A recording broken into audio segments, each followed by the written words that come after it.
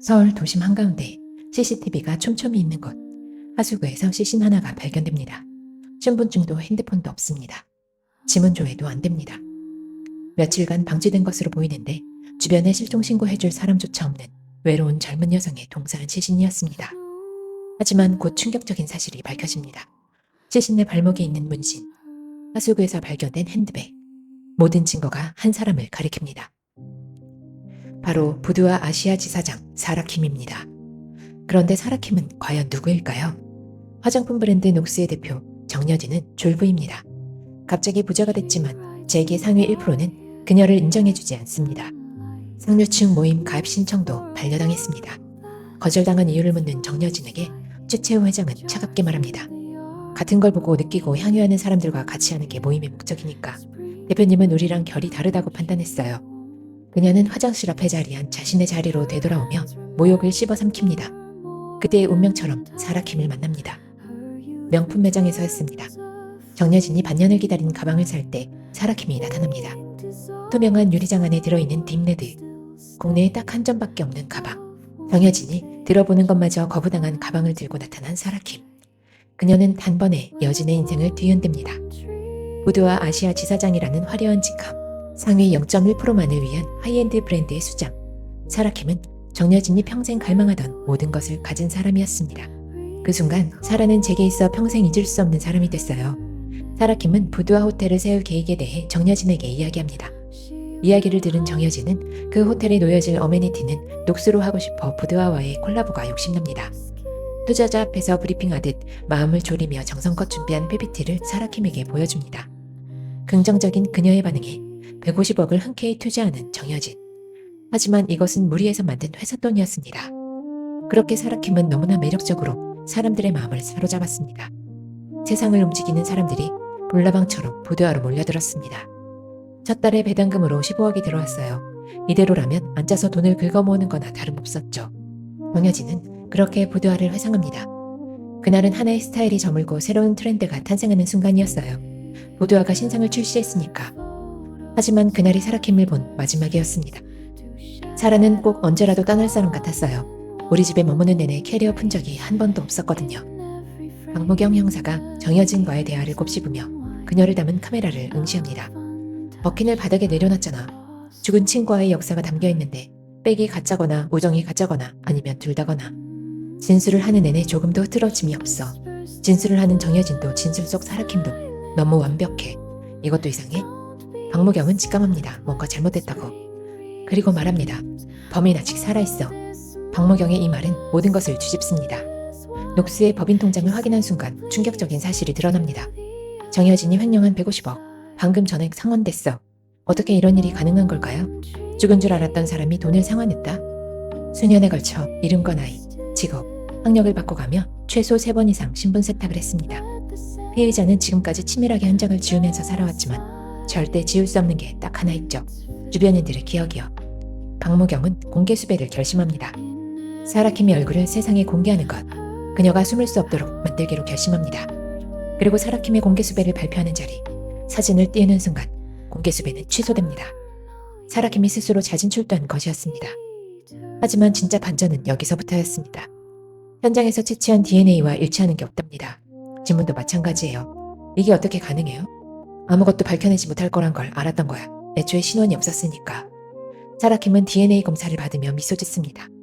그녀는 처음부터 알고 있었습니다. 자신이 존재하지 않는 사람이라는 것을.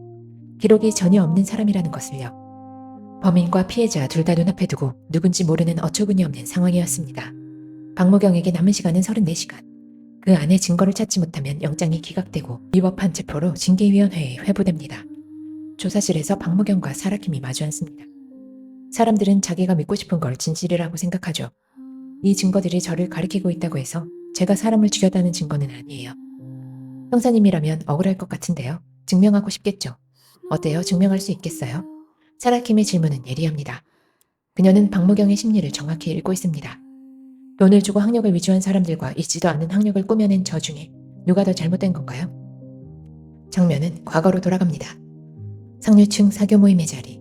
학교 이야기가 나오자 자리가 불편해진 사라킴. 그녀의 표정을 읽은 여자가 말을 겁니다. 저희 재미없죠? 사라킴이 속삭입니다. 네, 저 사실 대필 써서 졸업했거든요. 출석률도 엉망이었고. 놀라운 것은 이 그럴듯한 솔직함이 오히려 상류층 여자들에게 먹혔다는 것입니다. 와우, 음흉한 데 없이 사람 너무 좋다. 거짓말쟁이가 그럴듯해 보이는 거짓말을 하는 순간 그것이 가장 큰 매력이 됩니다. 그들은 오히려 그녀를 솔직한 사람으로 받아들였습니다. 남들처럼 정당하게 노력해 본 적도 없잖아요. 그러는 형사님은 정당한 노력에 대한 합당한 대가를 받고 계신가요? 그녀는 박무경의 시계를 바라봅니다. 돈이 없으세요? 아님 남들한테 어떻게 보이든 상관없다는 건가? 그것도 아님 비싼 시계를 살 돈이 없다는 걸 숨기기 위함인가요? 박무경은 반격합니다. 보드와 핸드백의 원가가 고작 20만 원에 불과하다던데요. 심지어 억 단위로 판매하셨던데. 사라킴은 웃습니다. 명품의 가치가 원가로 결정되는 건 아니에요. 사람들이 쫓는 건 명품이 아니라 명품이 주는 사회적 지위니까요. 헤리티지를 좋아한다, 아이덴티티를 좋아한다. 다 개소리죠. 전 5월감이라는 부가가치를 판매했고 그에 따른 합리적인 가격을 책정한 겁니다. 피해자들이 원가를 알았어도 핸드백을 구매했겠습니까? 명품이 비싼 건 이름값 때문이라는 거 모르는 사람도 있나요? 국산인 걸 알았어도 그랬을까요? 박무경이 결정적 증거를 꺼냅니다. 보드와 매장에서 압수한 수입인증 필증 서류입니다. 이 위조된 서류 하나로 메이드 인 신월동에서 영국제로 둔갑시키셨네요. 하지만 사라킴은 당당합니다. 신월동에서 제작한 건 맞아요. 그치만 이 서류 위조된 건 아니에요. 그녀가 설명합니다.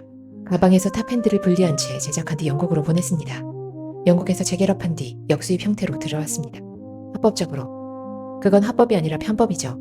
편법이라면 편법이지만 불법도 아니죠. 제가 부드화를 명품의 반열에 올려놓기 위해 어떤 일까지 했는지 아세요? 사라킴의 다음 말은 충격적입니다. 일부러 짝퉁까지 만들어서 유통시켰어요. 명품이 없으면 짝퉁도 없습니다.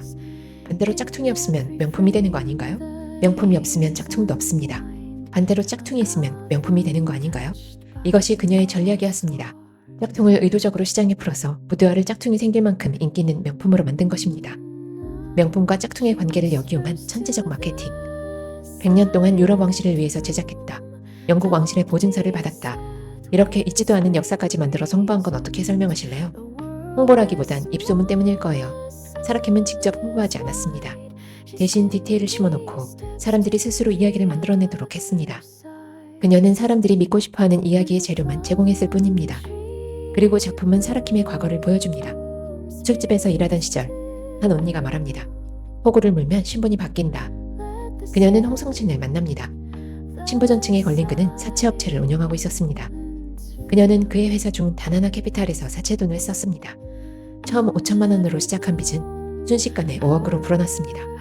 하지만 그녀는 포기하지 않았습니다. 그 5억이 지금의 사라킴을 만들었습니다. 박무경은 상표권 위반으로 몰아가려 하지만 사라킴은 이것마저 완벽하게 준비했습니다. 보드아라는 이름, 프랑스어로 귀부인의 사적인 공간을 의미하는 일반 명사입니다. 특정 브랜드의 전유물이 아닙니다.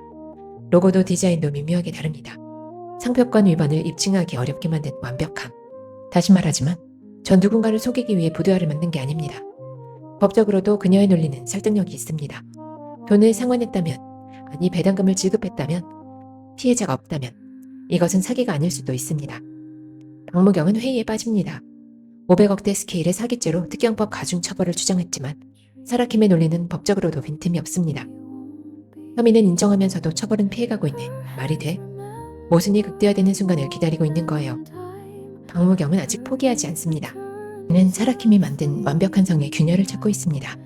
그리고 사라킴은 결정타를 날립니다. 그건 투자 상환금이 아니라 투자에 따른 배당금이에요. 1년도 안 돼 원금 회수까지 마쳤으면 꽤 괜찮은 수익치 아닌가요? 시작은 허풍일지라도 그 끝이 성공이라면 그건 사기가 아니라 사업이죠. 시간은 흘러갑니다. 박무경은 절박합니다. 증거를 없앨 수는 있어도 없애려 했던 흔적까지 지울 수는 없어. 그는 사라킴의 확신을 역이용하기로 합니다. 증거를 없앤 흔적을 찾는 것. 하지만 사라킴은 진술을 거부합니다. 그녀는 여유롭습니다. 갇혀있는 건 난데 왜 형사님이 갇혀있는 걸로 보일까? 누군가한테 쉽게 열리는 문이 저한텐 벽처럼 느껴지곤 했어요. 내 거였던 적도 없는데 그럴 때면 꼭 빼앗긴 것만 같죠. 세상을 상대로 사기친 소감이 어때요? 사라킴은 대답합니다. 형사님은 저를 잡아서 승진하셨고 저는 부드화를 지켰고 김희정은 원하던 대로 사라킴이 됐어요. 피해자가 없는데 어떻게 사기예요? 그래서 지금 만족하십니까? 형사님, 이 세상에 만족이라는 건 만족이라는 단어밖에 없어요. 하지만 박무경은 마지막 카드를 꺼냅니다. 과거에 신장이식 수술하셨죠? 다행히도 해당 병원에서 조직 샘플을 보관하고 있더라고요. 홍선신에게 준 신장. 그 조직 샘플을 DNA 검사하면 그녀가 누구인지 밝혀집니다. 지금쯤 우리 수사관들이 병원에 도착했을 겁니다. 이제 1시간 남았네요. 그 안에 전화가 오면 내가 이기고 안 오면 당신이 이기겠죠. 시간은 흘러갑니다. 그녀는 미소 지으며 여전히 여유롭습니다. 제가 자백을 하긴 했는데 아직 다 말씀드린 건 아니라서요. 제가 어떻게 살인을 저질렀고 또 어떻게 유기했는지 말씀 안 드렸잖아요. 형사님이 듣고 싶은 얘기 지금 해드릴 수 있어요. 그리고 그녀는 결정합니다. 제 이름은 김미정입니다. 제가 사라킴을 사칭했고 사라킴이 되기 위해 죽였습니다. 모든 것을 뒤집는 자백. 사라킴의 얼굴을 훼손하고 하수구에 유기했습니다. 사라킴을 저로 죽게 하고 대신 제가 사라킴으로 살기 위함이었습니다. 사라킴으로 자수했던 그녀가 김미정이라고 주장하는 이유는 사라킴이 살인사건의 무고한 피해자가 되면 부두아 사기 사건 역시 공소권 없음으로 종결될 것을 예상하고 부두아를 살리기 위해 자신을 희생시킨 것이었습니다. 사라킴이 피해자가 되면 부두아는 계속 살아남습니다. 그녀가 만든 브랜드, 그녀의 유산. 피고인 김미정으로 재판받은 사라킴은 살인죄로 징역 10년에 처해지고 감옥에 있는 그녀를 박무경이 찾아옵니다. 박무경은 마지막 질문을 던집니다. 마지막으로 하나만 묻겠습니다. 아마도 세상에서 가장 쉬운 질문일 겁니다. 라고 말하며 그가 묻습니다. 이름이 뭐예요? 세상에서 가장 쉬운 질문. 하지만 존재하지 않는 사람에게는 대답할 수 없는 질문. 사라킴은 대답 대신 미소를 짓습니다. 죄수복을 입은 그녀의 모습이 사라지고 화면에는 화려한 사라킴이 나타납니다. 완벽한 메이크업, 우아한 드레스, 자신감 넘치는 미소. 레이디 두아는 이렇게 끝납니다. 정체성이란 무엇인가? 우리는 이름으로 규정되는가? 마지막에는 자신이 선택한 이름으로 벌을 받습니다. 하지만 세상은 그녀를 다른 이름으로 기억할 것입니다. 그리고 가장 중요한 것은 그녀는 자신이 누구인지 끝까지 밝히지 않았다는 것입니다. 존재하지 않는 사람으로 시작해서 전설이 된 사람으로 끝나는 이야기. 지금까지 레이디 두아였습니다. 구독자 여러분, 항상 감사합니다. 픽플이었습니다.